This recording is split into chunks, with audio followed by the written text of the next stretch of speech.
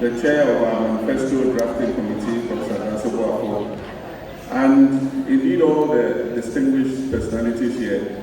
Let me acknowledge you in the words of our dear departed former President John Evans Atta Mills and say, my brothers and sisters.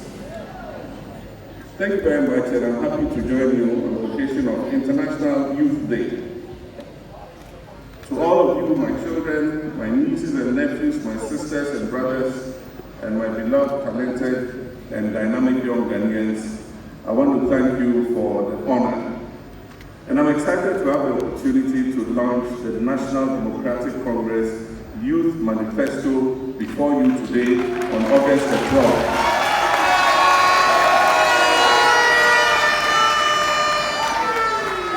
As you have just heard from the various presentations that have been made, the NDC's Youth Manifesto is the blueprint for our commitment to empowering the youth of Ghana and unlocking your potential for sustainable development. The theme for this year's International Youth Day is From Clicks to Progress, Youth Digital Pathways for Sustainable Development. Indeed, this theme perfectly underscores the transformative power of digital technologies in driving progress and shaping the future of our young people. As we celebrate young people's contribution to leveraging digital tools for positive change, I am proud to reaffirm our pledge, the Mahama and Nana Jane administration's pledge,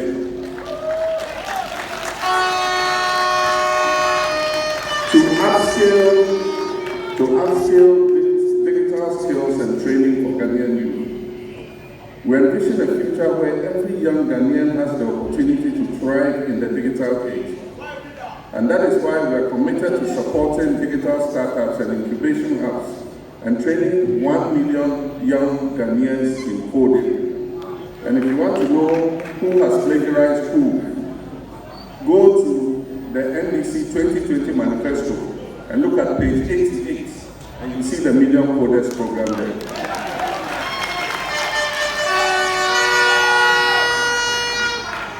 Additionally, we will invest the equivalent of $3 billion in collaboration with the private sector to build a vibrant technology and fintech industry that will create jobs and boost economic growth in Ghana.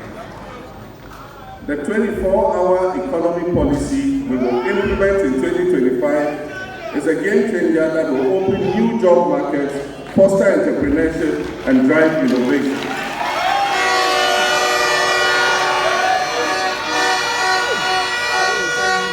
By creating an enabling environment for young people to thrive, we will lay the foundation for a prosperous future for all Ghanaians, not just a few. But our commitment to the youth goes beyond digital empowerment.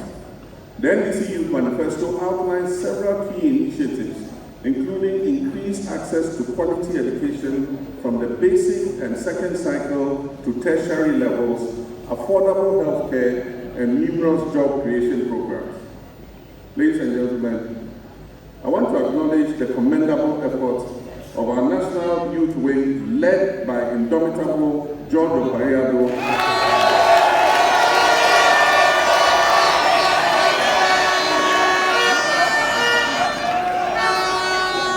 a.k.a. Pablo.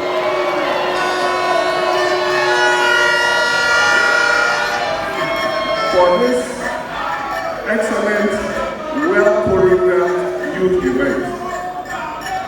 Since I launched Ghana's first national youth policy in Cape Coast in 2010, during my tenure as Vice President of this country, I remain committed to recognizing and honoring our youth on International Youth Day.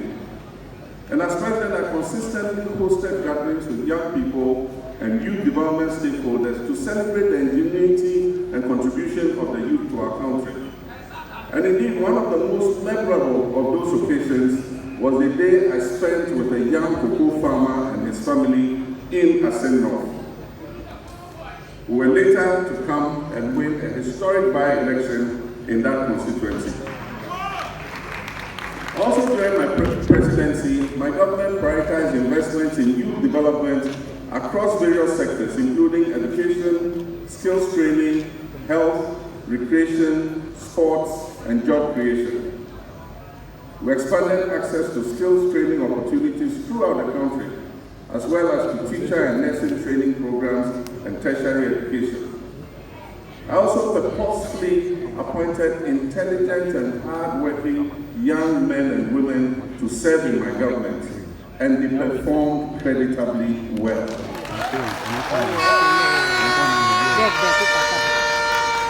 Ladies and gentlemen, their excellent performance gives me the confidence to appoint more young people to serve in my government from January 2025.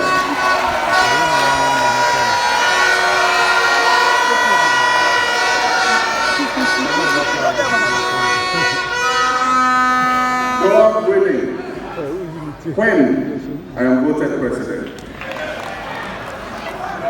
You just saw the talent that was displayed here this morning.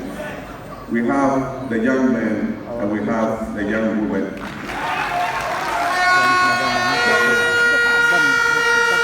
The National Youth Authority Act, which was enacted in 2016, strengthened the framework for youth development. And that piece of legislation streamlined the operations of the National Youth Authority. It increased youth representation on its governing board from a single one, to 3 members, and recognized the establishment of the Ghana Youth Federation as a platform for all youth-led organizations. The law also mandated the creation of regional and district youth committees to encourage youth involvement in decision-making. And importantly, it allocated a portion of the District Assembly's Common Fund to enhance youth development, addressing the centuries-old complaint of resource constraints. Unfortunately, the District Assembly's Common Fund is not being paid. It's many quarters in arrears. The challenges facing our youth: mismanagement of our economy, pervasive corruption, nepotism, and poor governance under the current administration have combined to negatively impact the youth of Ghana.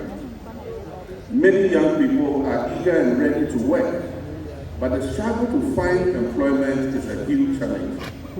The rising unemployment rate, which currently stands at a staggering 14.7%, was worsened by the recent banking sector cleanup, which led to widespread job losses, especially among the banking and finance professionals.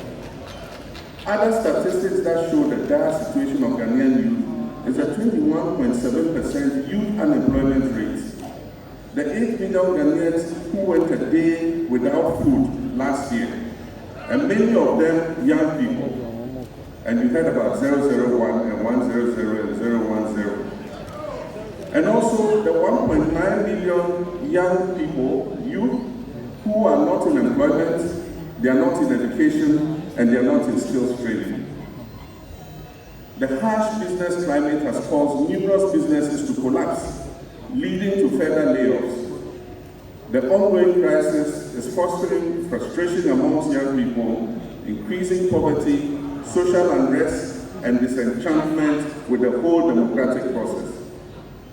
The scarcity of job opportunities compels many young individuals to resort to low-paying informal work or seeking opportunities abroad, thereby exacerbating the brain drain that hampers our national development. And if you go to Nigeria, they call it Japan. Japa means to run away from your country and go abroad. This reality perpetuates inequalities and undermines social stability, as the potential of our youth remains untapped. To tackle these issues, I have proposed a sustainable vision to reset Ghana by introducing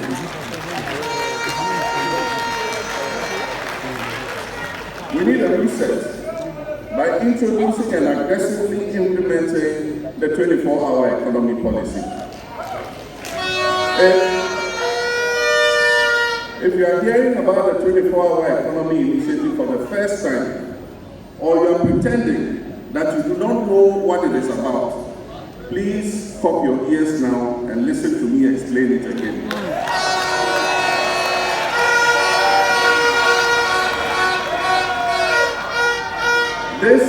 a policy that is not peculiar only to Ghana. A 24-hour economy will enable one job to be shared across 3 shifts and employ 3 persons, providing job opportunities for 3 workers instead of 1. And that is what my intelligent, eloquent younger sister, or should I say my daughter, explained as 1, 3, 3.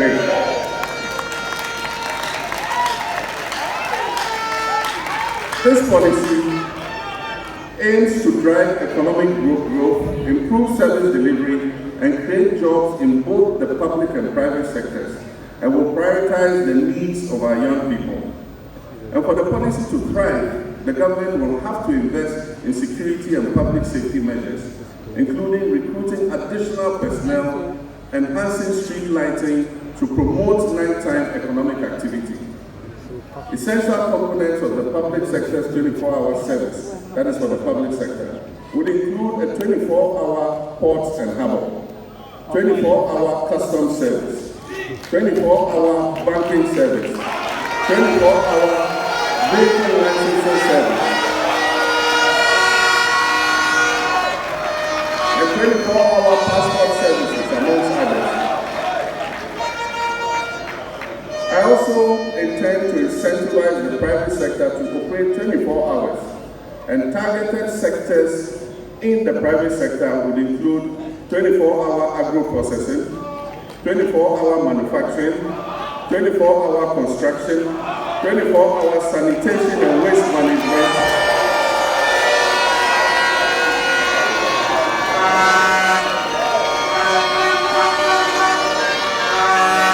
24-hour transport services, 24-hour financial institutions, and 24-hour retail and tourism services.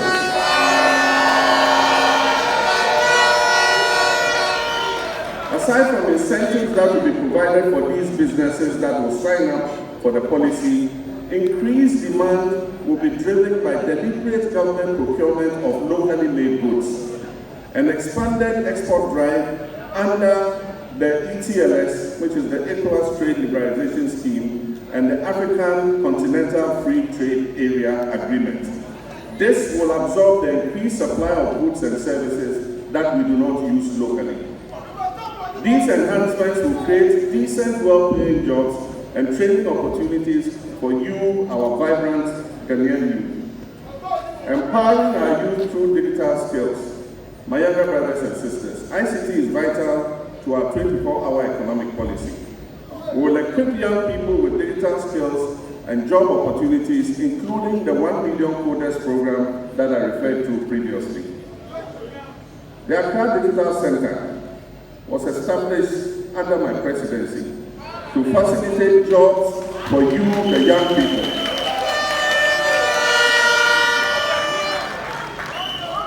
We will decentralize the center we shall deliver to exceed their expectations.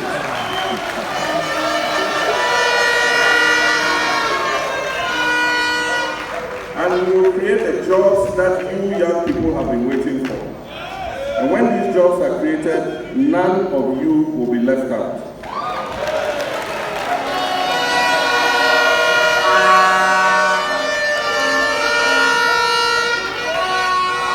Now let me say at this point that before I left office in January 2017, my government through the NDPC, that's the National Development Planning Commission, had developed a 40-year development plan.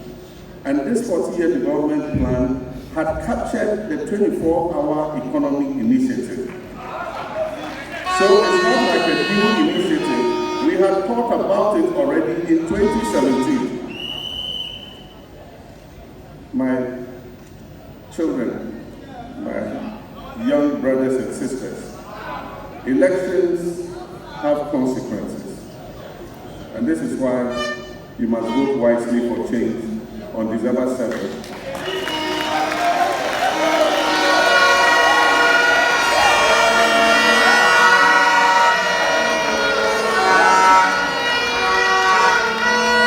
Vote for John and Jane, and also for your NBC parliamentary candidate.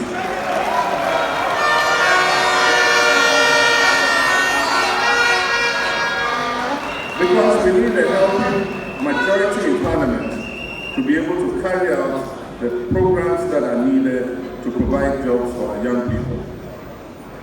I'm resolute in my commitments to establish a dedicated ministry for youth development. This ministry will centralize the coordination of youth initiatives in Ghana. It will facilitate job creation, it will promote entrepreneurship, it will provide scholarships and enhance youth participation in decision making, while ensuring the effective implementation of the National Youth Authority Act. Despite various initiatives, a significant gap still exists between the skills offered by educational institutions and the demands of our job market. Only about 10% of our young people receive formal skills training and thereby hampering their employability and their economic prospects. This current situation is detrimental to innovation and economic growth, and particularly affecting artisans and craftsmen who need access to modern tools and training. And therefore, to address these shortcomings, the next NDC government will partner with religious bodies and other non-governmental organizations to invest in diverse skills development programs to enhance the economic opportunities that are available to our young people. And so, the National Apprenticeship Program, which is NAP, and the expanded TVET centers will provide skills upscaling for youth who do not progress to the tertiary level. Political bias and nepotism have tarnished the recruitment processes within Ghana's security services and our public sector. This undermines trust in public institutions and creates disillusionment amongst our youth. Under my leadership, recruitment will be decentralized to ensure equitable representation of all our citizens within the security agencies and our public services.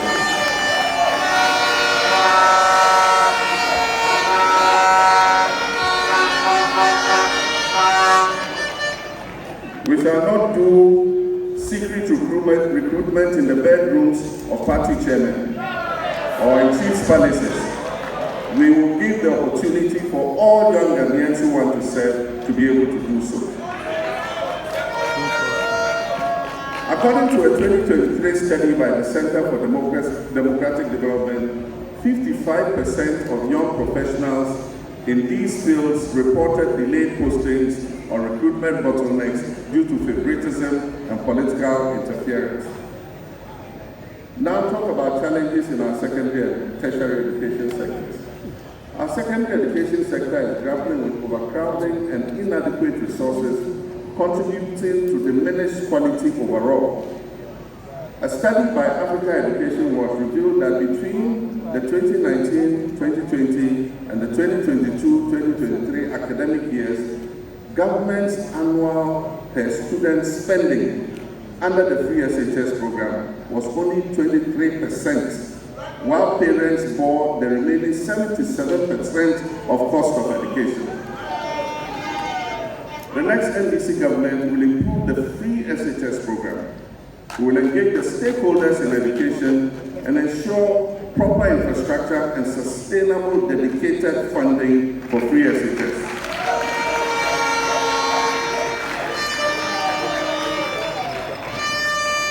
We shall also decentralize the procurement of food and other supplies to the headmasters and school business in order to improve the quality of food and also boost the local economies in the districts where the schools are located. We shall expand access by building more infrastructure in existing secondary schools, and we shall dedicate funding to completing the E-blocks in order that more children can have the opportunity to go to school. We will abolish the double-track system.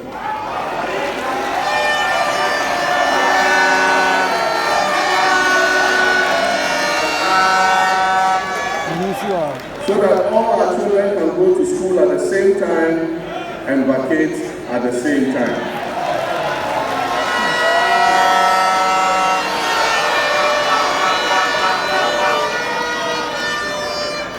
Our kids will not come and stay at home for 4 months and go to school having forgotten everything they learned in the previous term.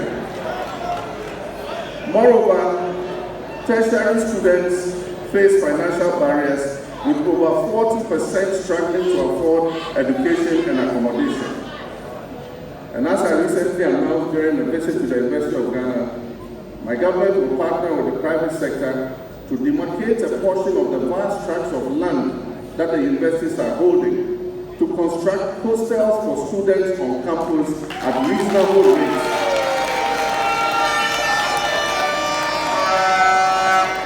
And thereby address the accommodation challenges that students are facing.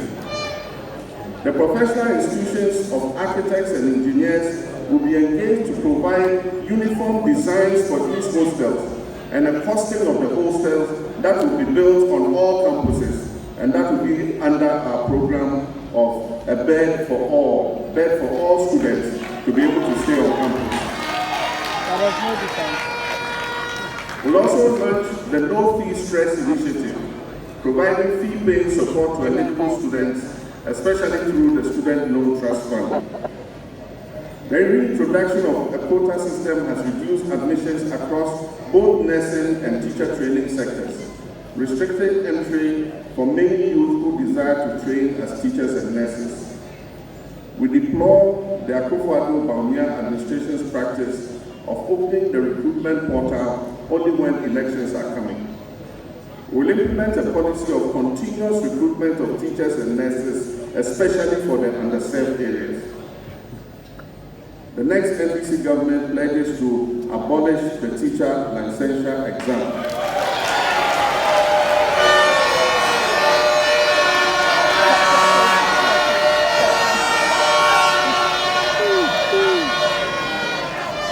We will make teacher licensing a part of the final year program in colleges of education.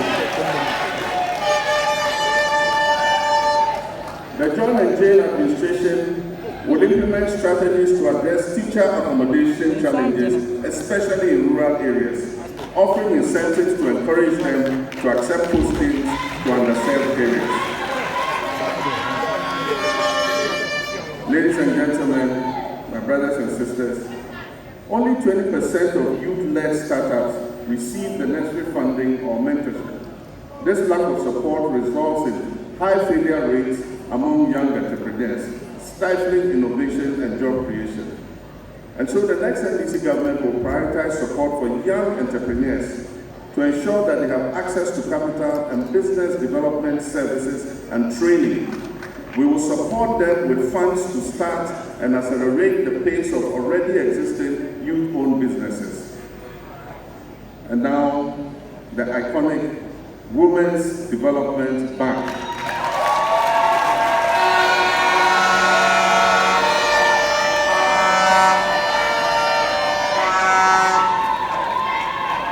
The Women's Development Bank will also help ensure gender equality by providing funds to millions of women across the country.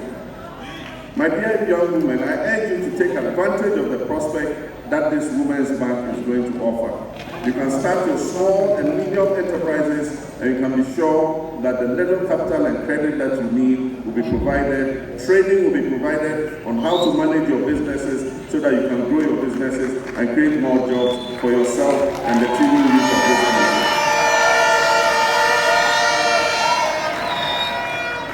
This unique bank will focus on job creation and the myriad of challenges women-owned businesses face in accessing credit and financial resources.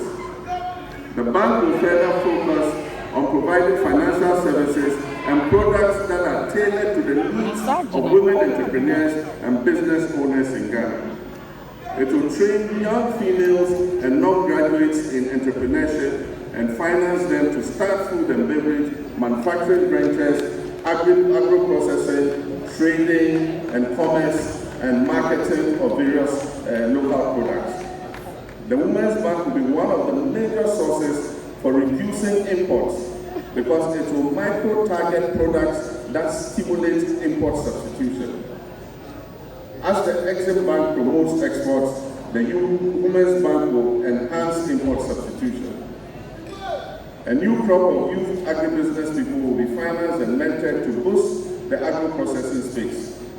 We implement a program to supply simple agro-processing equipment and capital to young entrepreneurs to add value to local produce for the domestic market and also for export. Ladies and gentlemen, I've been excited watching and listening to all the presentations that were made here today, because our youth who have spoken here today and made presentations have confirmed that our young people are our future change makers.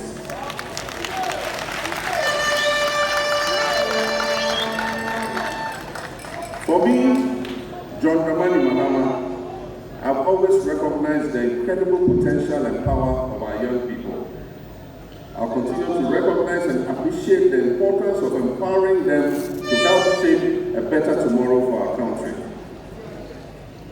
And in conclusion, my young Ghanaians, dare to dream and dare to achieve.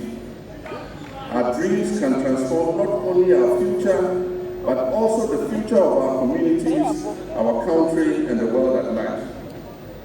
You are the catalyst for positive change, and through you, your inspiring actions and determination, we can bring about the transformation change that our world and our country desperately needs. Young people, remember always to dream big, remember always to aim high, and remember always to strive for greatness.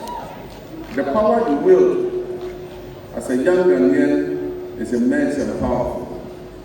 By unleashing your potential and embracing your destiny, you can make a global impact. Understand that the future of our nation lies in your hands, and we're committed to supporting you every step of the way in realizing your full potential. Young people are the driving force behind sustainable development, and your voices need to be heard loud and clear.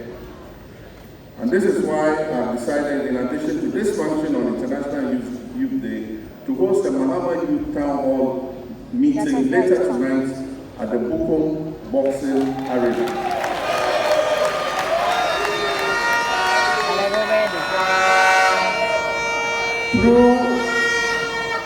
Through this one-of-a-kind event, I will engage with young people directly and listen to your concerns and aspirations. Your vote as a young Ghanaian is not just a choice, but is a powerful tool for shaping the future of our country. And so as you join hands with me to build the Ghana we want together, I assure you I will wage a relentless fight against corruption.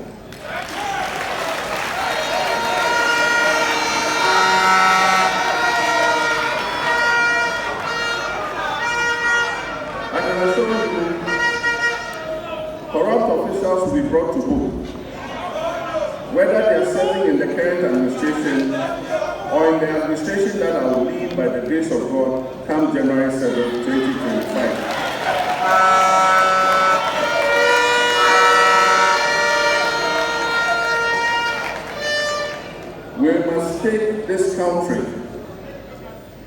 that was given to us, bequeathed to us by those who struggled for independence, including our well-recognized founder, Dr. Kwame Nkrumah. We must take this country. We must take that country, Ghana, back from the small family cabal and open up the opportunities for all our people, irrespective of politics, ethnicity, or religion. You can also be assured that as we have promised, some of the obnoxious taxes that have been imposed on our people and have become a heavy tax burden will be scrapped, including the e-levy.